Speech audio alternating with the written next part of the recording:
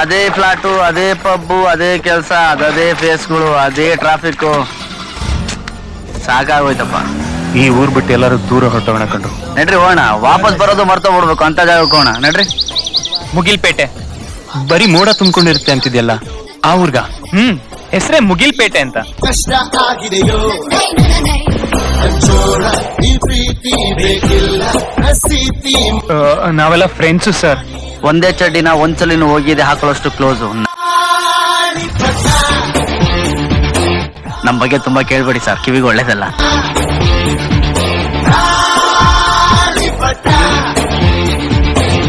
ಆಕಾಶ ಇಷ್ಟ ಯಾಕಿದೆಯೋ ಈ ಭೂಮಿ ಕಷ್ಟ ಆಗಿದೆಯೋ.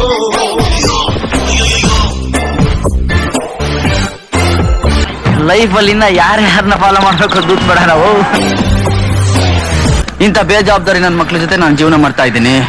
ಜನ ಸಿಕ್ಬಿಟ್ಟು ಹೇಗಿದ್ದೀರಾ ಗಣೇಶ್ ಅಂತಾರೆ. ಏನ್ ಹೇಳಿ?